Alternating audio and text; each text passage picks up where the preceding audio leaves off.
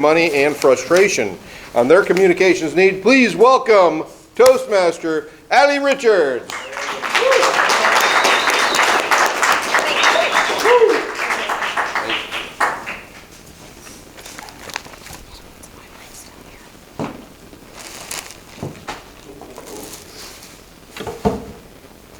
Bonjour.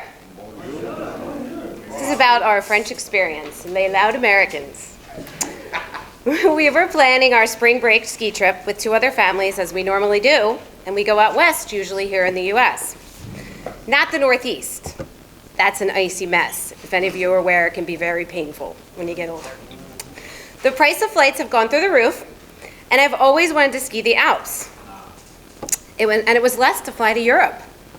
The families were all in. Now, where will we go in the Alps for our ski trip for 2023? This leads me to our French experience.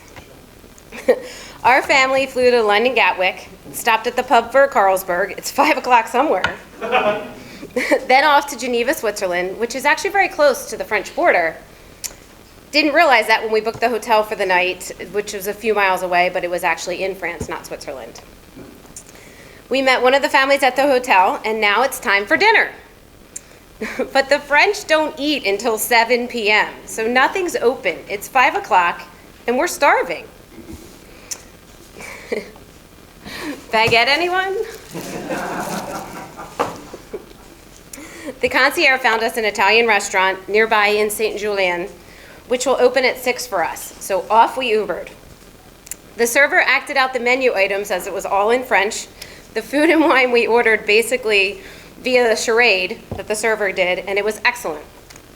9 a.m. the next morning, back to the airport to catch our bus to Grand Massif, Samoans-Maryland. The bus, much like a Mirror's motor coach, whipped through the winding mountain villages at top speed. Terrifying. No guardrails, just cliffs. Absolutely gorgeous countryside villages, but no snow yet. Thankfully, when we reached the resort, which sat at about 5,500 feet, had plenty of snow. When we arrived, I was still sweating and anxious to enjoy an adult beverage. I need a beer and ice water, s'il vous plaît. Ice water? What do you mean? This is ice water. But when you ask in France, you get one little tiny cube.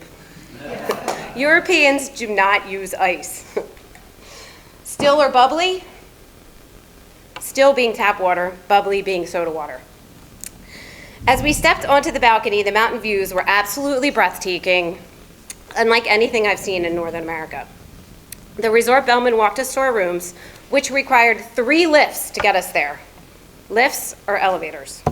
It was a good 15-minute adventure to get there and 15 minutes back to the lobby where the restaurants and bar was daily, and skiing.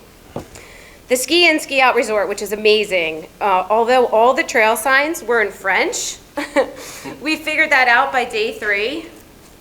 Sorry, I'm not organized here. So at the bottom of here, and I'll pass this around, but that is the trail signs, all in French. Not sure what's going on. We figured out by the 3rd day, as I mentioned, that you follow the town and the colors. We here follow the name of the trail. So after day 2 of skiing, we went to the bar, the lobby, living room, kid area, family hangout, dance hall after 10 p.m. That's another speech. The bartender looked at us and said, "No beer." No beer? My friend and I are standing there, we questioned him, we're like right now? For the next 10 minutes?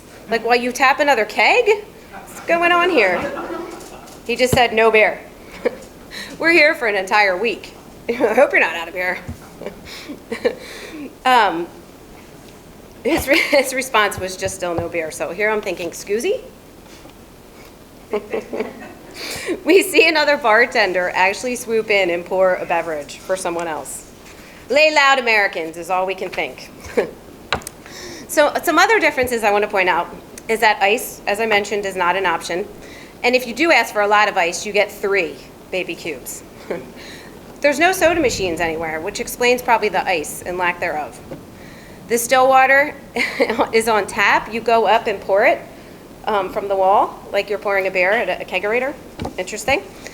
People still smoke, so there's ashtrays on all the tables.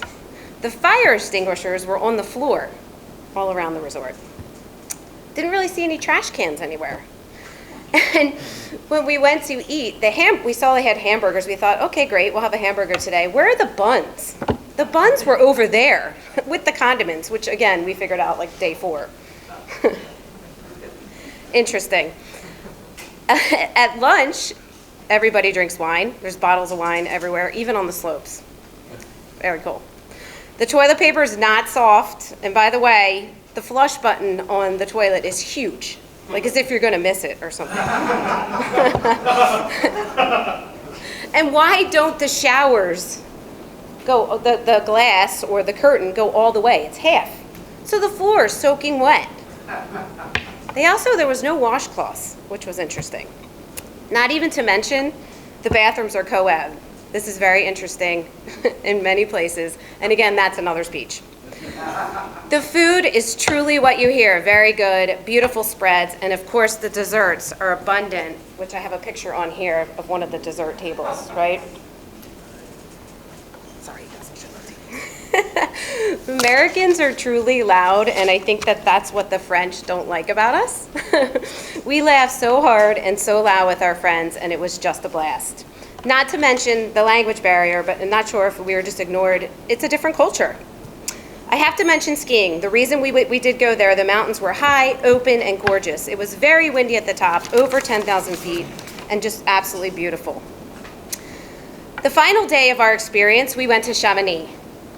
This is where Mont Blanc is, the highest mountain in Western Europe at 4,809 meters, or 15,780 feet. There are no words. The food, the people, the town, the beverages, and of course the views were breathtaking.